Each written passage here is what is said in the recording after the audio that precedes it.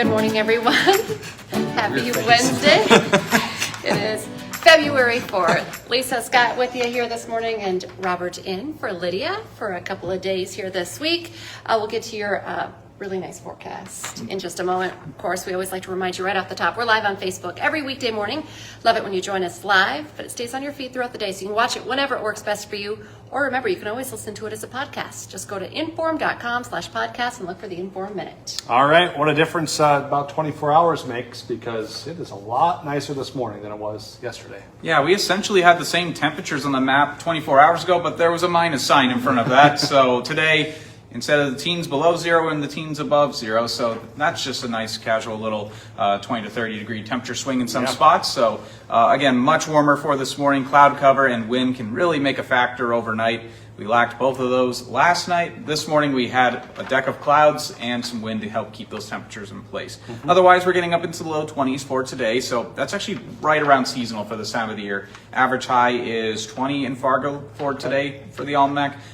Today 22, so basically average seasonal. As we go into tonight, though, temperatures will keep increasing. As we're seeing a south wind start to kick up, that's going to lead into the 30s people have been talking about for the past few days. We've been talking about that for tomorrow, so high around 37. Okay. That'll be really nice. It'll be a bit breezy, but of course I'm sure no one will be complaining after what we endured through in January. So, Right. Yep.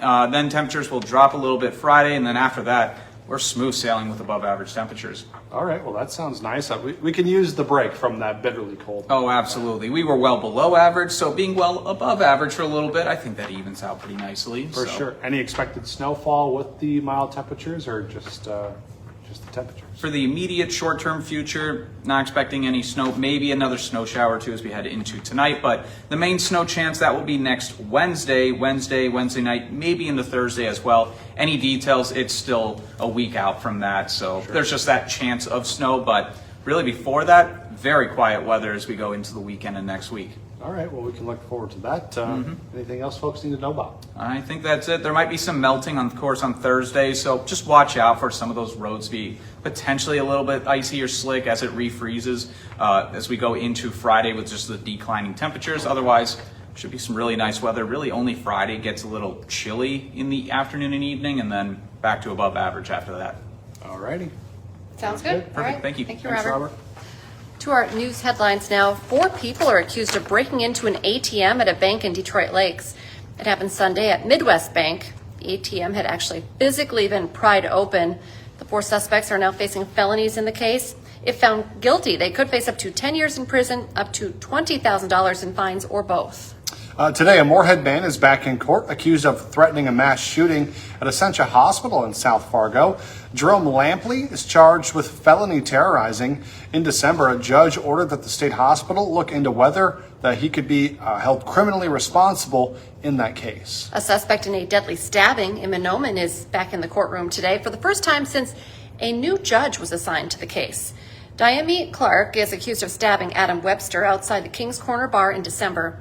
The judge recused himself from the case in January since he knew the state's lead attorney personally.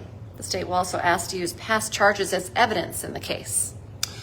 This week marks 1 month since the disappearance of a West Fargo woman. Since then, police have been pretty tight-lipped about what they think might have happened to her.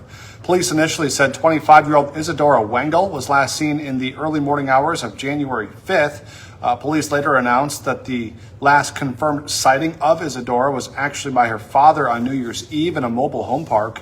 Isadora's mother posted on social media that her cell phone was found in the snow and she does not have her medicine. So if you know anything about her, where she could be, any video or pictures that could lead police in the right direction in a search, you're asked to contact police with that information.